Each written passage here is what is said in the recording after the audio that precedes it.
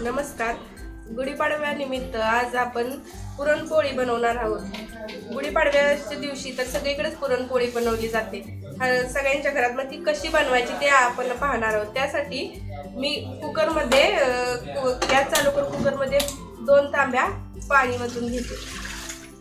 हा अर्धा लिटरचा तांबे असे 1 लिटर पाणी घातलं आणि मी ही अर्धा किलो डाळ घेतली आहे. ती स्वच्छ धुवून घ्यायची. ती डाळ अशी स्वच्छ पाण्याने धुवून घेतली. त्या डाळीला हळद, एक अर्धा चमचा हळद घेतली आणि थोडस 1 पळी तेल लावून डाळीला असं चोळून घ्यायचं.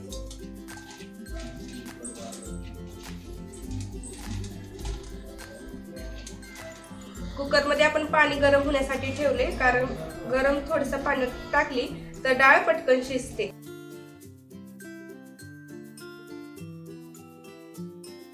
आता बघा, आपण सगळ्या डाळीला असं मिक्स करून घेतलं. आपलं पाणी आता गरम झालंय, त्याच्यामध्ये आपण ही डाळ टाकून घेऊया.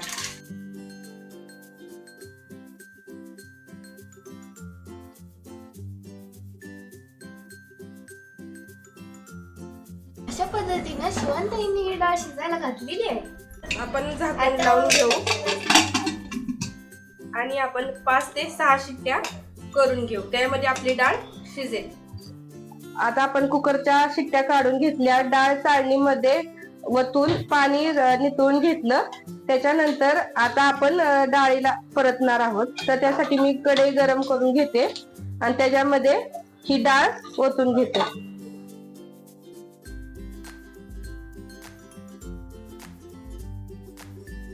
आणि ही डाळीमध्ये हा गूळ मिक्स करून घ्यायचा.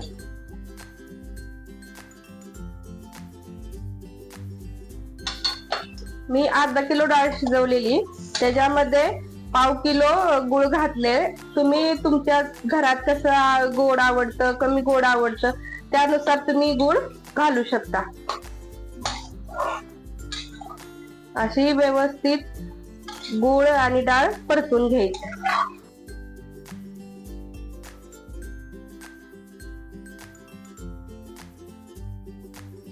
गुढीपाडवा एक भारतीय सण असून तो शुद्ध चैत्र प्रतिपदेला साजरा केला जातो. गुढीपाडवा हा 3.5 मूर्तीपैकी एक मूर्त आहे आणि जे दारामध्ये आपण गुढी उभारतो ते विजय आणि समृद्धीचे प्रतीक आहे.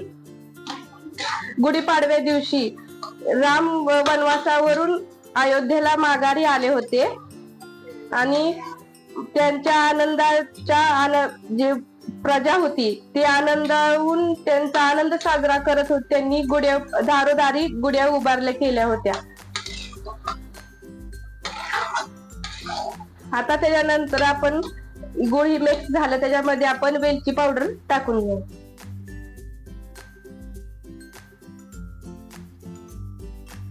आणि थोडस चिमूटभर मीठ टाकायचं. त्याच्यामुळे आपल्या चव येते.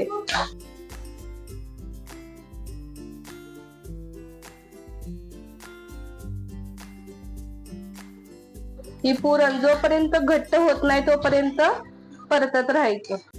ही बघा, अशा प्रकारे आपली आता परतून झाली. हे बघा, ही उलटणं असं उभा राहते, म्हणजे आपली डाळ आता घट्टसर झाले ना. आता आपण हे वाटून घेऊया.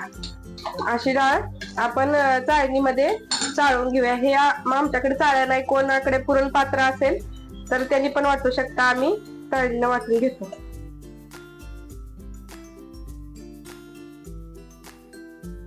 गरम गरम असं वाटून घेऊया.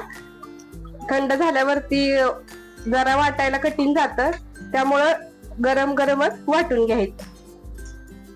अशा प्रकारे आपण सगळे डाळ वाटून घेऊया. जी पुरणपोळी बनवणार आहे त्यासाठी जी लागणारी कणिक असते त्याचं पीठ आपण मळून घेऊया. त्यासाठी मी हे गव्हाचं पीठ घेतलं आहे. त्याच्यामध्ये आपण 1 चमचा मीठ टाकून घेऊया आणि ते व्यवस्थित मिक्स करून घेतलं. त्याच्यामध्ये 2 चमचे तेल टाकून घ्यायचं. त्यानं पुरणपोळी मऊ लुसलुशीत होते. आणि थोडस पाणी थोडं थोडं पाणी घेऊन आपण कणिक मळून घ्यायची. असं थोडं थोडं पाणी घेऊन मिक्स करून कणिक मळायची. एकदम जास्त पाणी घेतलं तर कणिक पातळ होऊ शकते. पहिल्यांदा अशी घट्ट मळून घ्यायची, नंतर हळूहळू पाणी मिक्स करून पातळ बनवून घ्यायची, जशी आपल्याला पुरणपोळीला लागते. अशी व्यवस्थित कणिक मर्दून घ्यायची. जेवढी तुम्ही कणिक जास्त मर्दून घेताल तेवढ्या पोळ्या तुमच्या व्यवस्थित छान होतील. तुम्हाला कशी नॉर्मल घट्ट लागते, पातळ लागते, मीडियम, जशी तुम्हाला पाहिजे तशी तुम्ही थोडं पाणी घेऊन मिक्स करून तुम्ही घेऊ शकता.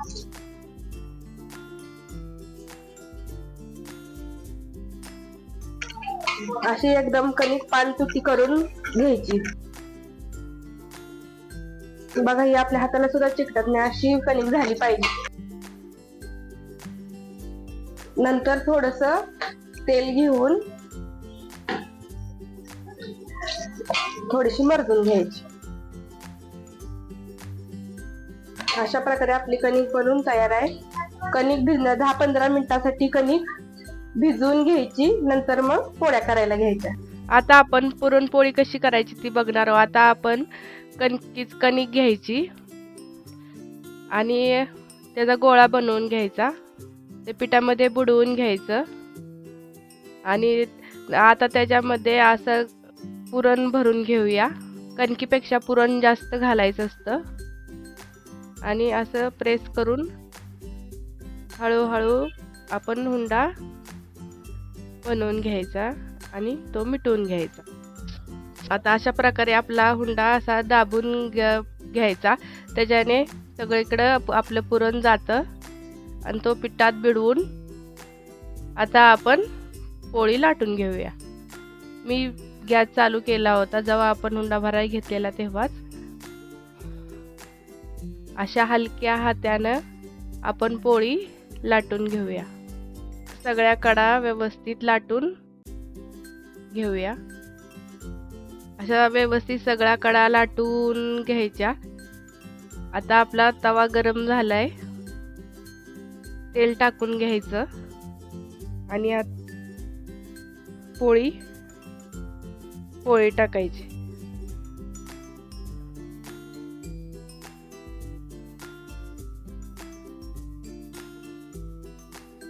आता पोळी उलटून घेऊया.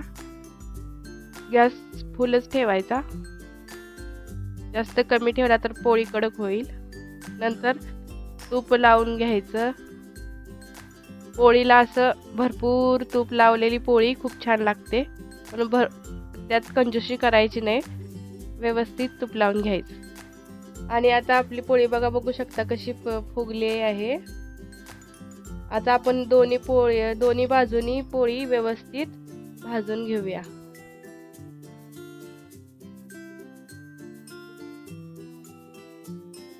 अशा प्रकारे पोळी आपली भाजली आहे. अशा प्रकारे आपली पुरणपोळी बनवून तयार आहे. व्हिडिओ आवडली असेल तर लाईक, शेअर, कमेंट्स करा.